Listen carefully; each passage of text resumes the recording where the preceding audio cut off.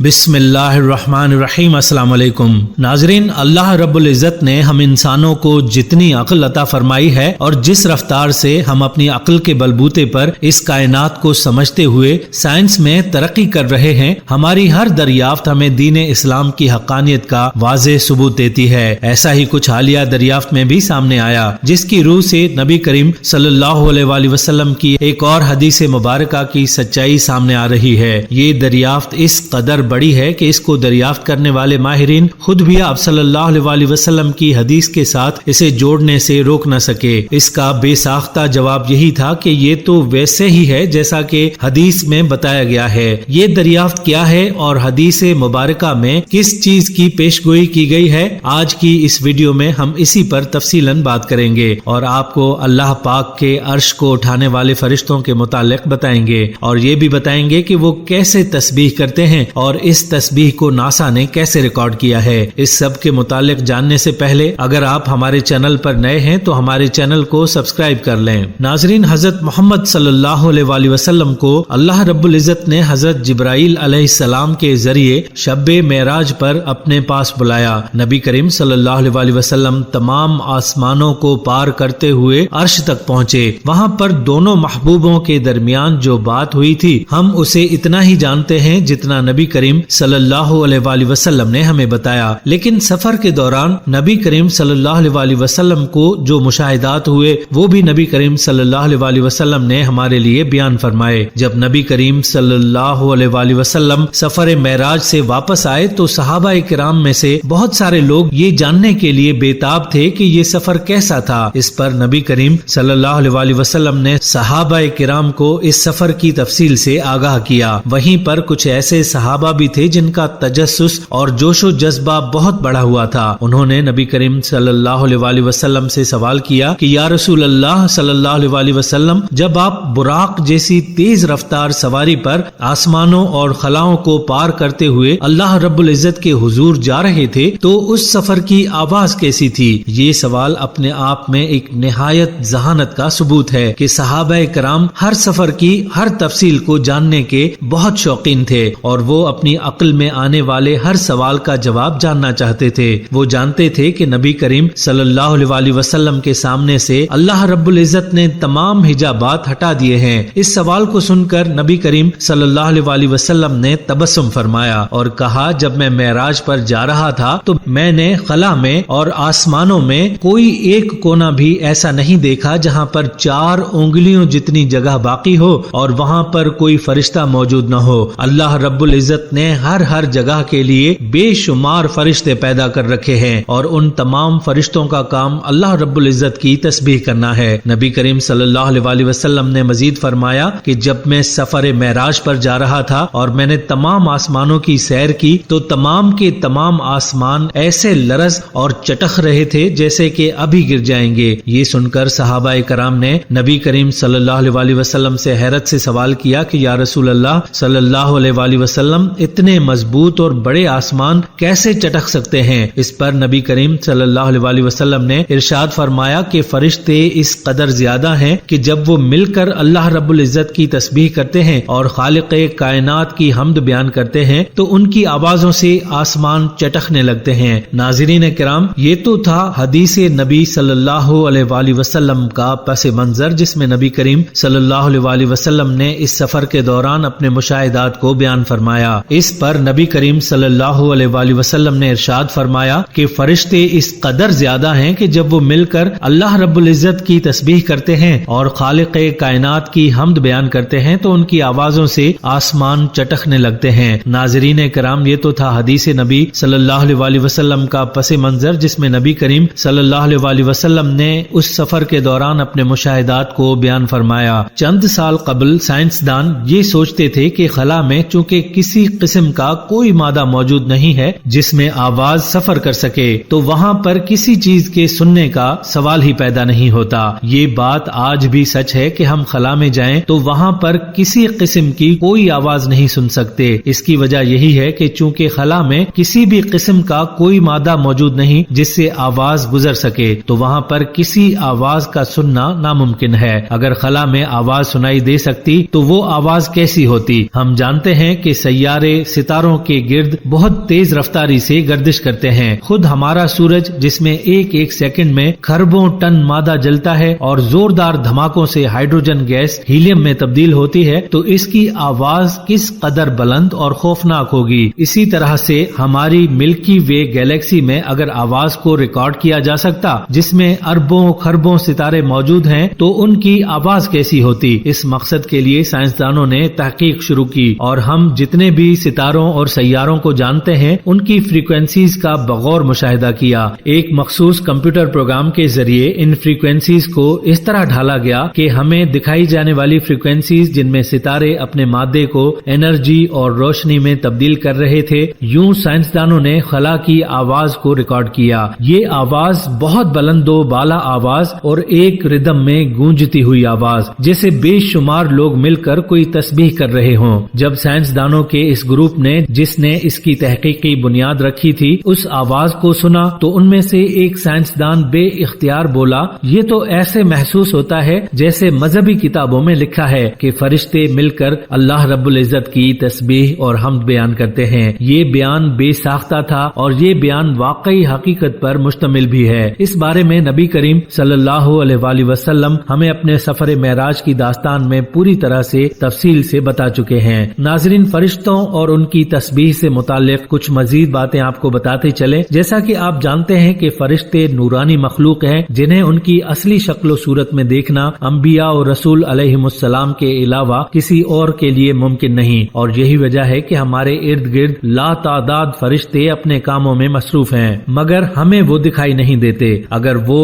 انسانی شکل اختیار کر کے سامنے آئیں تو پھر انہیں دیکھنا ممکن ہے۔ انسان کی نسبت فرشتے عظیم مخلوق ہیں اور ان میں بھی بعض چھوٹے ہیں اور بعض بڑے۔ فرشتوں میں بعض کے 2 پر ہیں اور بعض کے 600 تک۔ قرآن مجید سورہ فاطر میں ہے، اللہ تعالیٰ ہی کے لیے تمام تعریفیں ہیں جو ابتداً آسمانوں اور زمین کا پیدا کرنے والا ہے اور 2 3 4 پروں والے فرشتوں کو اپنا قاصد یعنی پیغمبر بنانے والا ہے۔ وہ فرشتے جنہوں نے عرش اٹھا رکھا ہے ان کے قد و قامت کے بارے میں سیدنا نبی کریم صلی اللہ علیہ وآلہ وسلم فرماتے ہیں کہ مجھے ان میں سے ایک فرشتے کی قد و قامت بیان کرنے کی یہ اجازت ملی ہے، اور اس کا وجود کتنا بڑا ہے اس کا اندازہ اس بات سے کیا جا سکتا ہے کہ اس کے کان کی لو سے کندھے تک کا درمیانی حصہ اتنا لمبا ہے کہ جتنی 700 سال کی مسافت۔ ایک دوسری حدیث میں سیدنا انس رضی اللہ تعالی عنہ سے مروی ہے کہ نبی اکرم صلی اللہ علیہ وآلہ وسلم نے ارشاد فرمایا، عرش کو اٹھانے والے فرشتوں میں سے ایک فرشتے کے بارے میں مجھے یہ بتانے کی اجازت دی گئی ہے، اس کے پاؤں سب سے نچلی 7ویں زمین میں ہیں اور اس کے کندھوں پر عرش ہے، اور اس کے دونوں کانوں کے اور کندھوں کے درمیان اتنی دوری ہے کہ اسے طے کرنے کے لیے پرندے کو 700 سال کی پرواز چاہیے۔ وہ فرشتہ کہتا ہے، یا اللہ تو پاک ہے جہاں بھی ہے اور جہاں بھی ہو۔ عرش اٹھانے والے فرشتے جو بارگاہ الہی میں خاص قرب اور شرف رکھتے ہیں، نیز عرش کے ارد گرد موجود وہ فرشتے جو عرش کا طواف کر رہے ہیں، یہ اپنے رب عز و جل کی تعریف کے ساتھ اس کی پاکی بیان کرتے ہیں اور سبحان اللہ و بحمدہ کہتے ہیں، اور یہ فرشتے اللہ تعالیٰ پر ایمان رکھتے اور اس کی وحدانیت کی تصدیق کرتے ہیں اور مسلمانوں کے لیے بخشش مانگتے ہیں، اور اللہ تعالیٰ کی بارگاہ میں اس طرح عرض کرتے ہیں کہ اے ہمارے رب عز و جل، تیری رحمت اور علم ہر شے سے وسیع ہے، تو انہیں بخش دے جو اپنے گناہوں سے توبہ کریں اور تیرے دین اسلام کے راستے کی پیروی کریں اور انہیں دوزخ کے عذاب سے بچا لے۔ اے ہمارے رب عز و جل، انہیں ہمیشہ رہنے کے ان باغوں میں داخل فرما جن کا تو نے ان سے وعدہ فرمایا ہے، اور ان کے باپ دادا اور ان کی بیویوں اور ان کی اولاد میں سے جو نیک ہوں ان کو بھی ان باغات میں داخل فرما۔ بے شک تو ہی عزت والا حکمت والا ہے، اور انہیں گناہوں کی شامت سے بچا لے اور گناہوں کا عذاب ان سے دور کر دے، اور جسے تو نے قیامت کے دن گناہوں کی شامت سے بچا لیا تو بے شک تو نے اس پر رحم فرمایا، اور یہ عذاب سے بچا لیا جانا ہی بڑی کامیابی ہے۔ ایک قول یہ ہے کہ ابھی عرش اٹھانے والے فرشتوں کی تعداد 4 ہے، اور قیامت کے دن اللہ تعالیٰ ان کی تعداد میں اضافہ فرما کر انہیں 8 کر دے گا، جیسا کہ اللہ تعالیٰ ارشاد فرماتا ہے، اور اس دن 8 فرشتے تمہارے رب کا عرش اپنے اوپر اٹھائیں گے۔ حضرت شہر بن ہوشب رضی اللہ تعالیٰ عنہ فرماتے ہیں کہ عرش اٹھانے والے فرشتے 8 ہیں، ان میں سے 4 کی تسبیح یہ ہے: سبحانک اللہم و بحمدک لک الحمد علی حلمک بعد علمک، یعنی اے اللہ عز و جل تو پاک ہے اور تیری ہی حمد ہے، اپنے علم کے بعد اپنے حلم پر تو ہی حمد کا مستحق ہے۔ اور 4 کی تسبیح یہ ہے: سبحانک اللہم و بحمدک لک الحمد علی عفوک بعد قدرتک، یعنی اے اللہ عز و جل تو پاک ہے اور تیری ہی حمد ہے، اپنی قدرت کے بعد اپنے عفو پر تو ہی حمد کا مستحق ہے۔ حضرت ابن عباس رضی اللہ تعالیٰ عنہ سے مروی ہے کہ حاملین عرش کے سینگ ہیں جن کی بلندیاں ایسی ہیں جیسے نیزے کی بلندی ہوتی ہے، ان میں سے ہر ایک کے پاؤں کے ابھرے ہوئے تلوے سے لے کر ٹخنے تک 500 سال چلنے کا فاصلہ ہے، اور اس کی ناک کے سرے سے لے کر ہنسلی کی ہڈی تک 500 سال چلنے کا سفر ہے، اور اس کی ہنسلی کی ہڈی سے لے کر پستان تک 500 سال کا سفر ہے۔ اس حدیث میں جو 500 سال کی مثال دی گئی ہے یہ دنیاوی 500 سال نہیں ہے بلکہ آخرت کے 500 سال ہیں، جیسا کہ آئندہ حدیث میں اس کی طرف اشارہ ملتا ہے کہ ان میں صرف ایک فرشتے کے پاؤں 7ویں زمین سے نیچے ہیں اور عرش اس کے کندھے پر ہے۔ اس طرح ایک اور جگہ پر حضرت ابو ہریرہ رضی اللہ تعالیٰ عنہ فرماتے ہیں کہ رسول اکرم صلی اللہ علیہ وسلم نے ارشاد فرمایا: مجھے اجازت فرمائی گئی ہے کہ میں ایسے فرشتے کی بات بتلاؤں جس کے پاؤں 7ویں زمین سے بھی گزر گئے ہیں اور عرش خداوندی اس کے کندھوں پر ہے۔ وہ یہ کہہ رہا ہے: سبحانک این کنت و این تکون، خدایا آپ کی ذات پاک ہے، آپ جہاں تھے اور جہاں ہیں اور ہوں گے۔ حضرت جابر رضی اللہ تعالیٰ عنہ سے مروی ہے کہ نبی اکرم صلی اللہ علیہ وسلم نے فرمایا: مجھے اجازت فرمائی گئی ہے کہ میں ایک ایسے فرشتے کے متعلق کچھ بتلاؤں جو عرش کے اٹھانے والوں میں شامل ہے، اس کے پاؤں سب سے نچلی زمین میں ہیں، اس کے سینگ پر عرش ہے اور اس کے کان کی لو سے اس کے کندھے تک کا فاصلہ 700 سال تک پرندے کے اڑنے کے برابر ہے۔ وہ فرشتہ یہ کہہ رہا ہے: آپ کی ذات پاک ہے، آپ جہاں بھی ہیں۔ انس و جن کی طرح فرشتے بھی اللہ تعالیٰ کی مخلوق ہیں، جیسا کہ اللہ تعالیٰ ارشاد فرماتا ہے: یہ لوگ کہتے ہیں کہ خدائے رحمان فرشتوں کی شکل میں اولاد رکھتا ہے، بلکہ فرشتے تو اللہ کے بندے ہیں جنہیں عزت بخشی گئی ہے، وہ اس سے آگے بڑھ کر کوئی بات نہیں کرتے اور وہ اسی کے حکم پر عمل کرتے ہیں۔ قرآن و حدیث میں یہ بات بار بار ذکر کی گئی ہے کہ اللہ تعالیٰ نے انسانوں کو مٹی سے، جنات کو آگ سے اور فرشتوں کو نور سے پیدا کیا ہے۔ اللہ تعالیٰ نے فرشتوں کی تخلیق اس طرح کی ہے کہ وہ اللہ تعالیٰ کی نافرمانی نہیں کرتے، جو کام ان کے ذمے کیا گیا ہے اسی میں لگے رہتے ہیں، جیسا کہ اللہ تعالیٰ نے قرآن کریم میں ارشاد فرمایا ہے: اس جہنم پر سخت کڑے مزاج کے فرشتے مقرر ہیں جو اللہ کے کسی حکم میں اس کی نافرمانی نہیں کرتے اور وہ وہی کرتے ہیں جس کا انہیں حکم دیا جاتا ہے۔ ناظرین، حدیثوں میں فرشتوں کی تسبیح سے متعلق معلوم ہوتا ہے کہ عرش خداوندی اٹھانے والے فرشتوں کو بھی علم نہیں کہ رب تعالیٰ کی ذات مبارک کہاں ہے، کیونکہ رب تعالیٰ کے وجود کا کسی کو احساس نہیں ہو سکتا، وہ ادراک سے ماورا ہے اور اپنی شان کے موافق عرش پر مستوی۔ ناظرین، یہ تھا تذکرہ فرشتوں اور ان کی تسبیح کا، جس کے متعلق قرآن و حدیث سے کچھ حقائق آپ تک پہنچانے کی کوشش کی ہے۔ اب بات کرتے ہیں سائنس کی اس دریافت کی۔ یہ دریافت اس قدر حیرت انگیز ہے کہ سائنسدان سوچنے پر مجبور ہو گئے کہ آخر یہ کائنات جس کو اللہ رب العزت نے آواز سے محروم کر دیا، یہ کس قدر بڑی نعمت ہے۔ سائنسدانوں نے جب سورج کا مشاہدہ کیا اور سورج کی مشاہدہ کردہ فریکوینسیز کو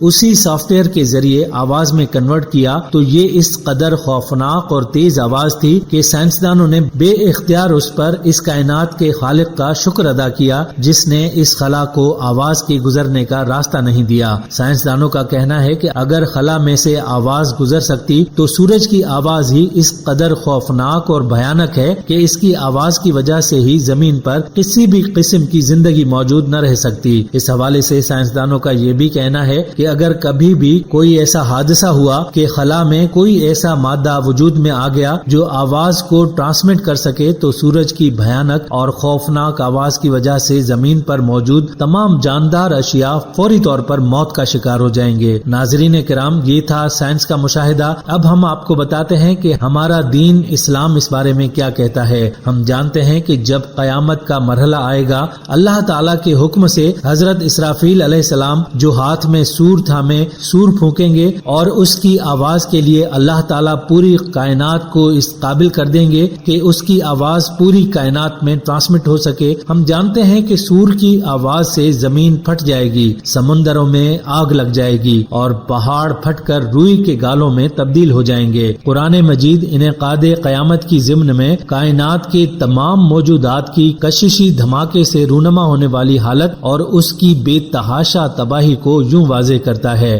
یاد رکھو جب قیامت واقع ہو جائے گی تب اسے جھوٹ سمجھنے کی گنجائش کسی کے لیے نہ ہوگی۔ کسی کو پست اور کسی کو بلند کرنے والی زمین کپ کپا کر لرزنے لگے گی اور پہاڑ ٹوٹ پھوٹ کر ریزہ ریزہ ہو جائیں گے، پھر مکمل طور پر غبار بن کر اڑنے لگیں گے۔ دوسری طرف سائنس اس سبب کو سائنسی قیامت کا نام دیتی ہے۔ سائنسی قیامت سے مراد ایسی سائنسی وجوہات ہیں جن کی بنا پر ہمارا کرۂ ارضی مکمل طور پر تباہ ہو جائے گا۔ سورج سمیت تمام ستاروں میں موجود مادہ کی مقدار کا بڑا حصہ ہائیڈروجن پر مشتمل ہے۔ ہائیڈروجن کے مسلسل خودکار ایٹمی دھماکوں سے روشنی اور حرارت کا وسیع تر اخراج ہوتا ہے جس سے سورج چمکتا نظر آتا ہے۔ ایٹمی دھماکوں کا یہ عمل ہائیڈروجن کو ہیلیم میں تبدیل کرتا چلا جاتا ہے۔ ہمارے سورج میں ابھی اتنا ایندھن موجود ہے کہ وہ 4 ارب 50 کروڑ سال مزید روشن رہ سکے۔ جب ہمارے سورج کے مرکز میں واقع 10% ہائیڈروجن نیوکلیئر فیوژن کے عمل سے گزر کر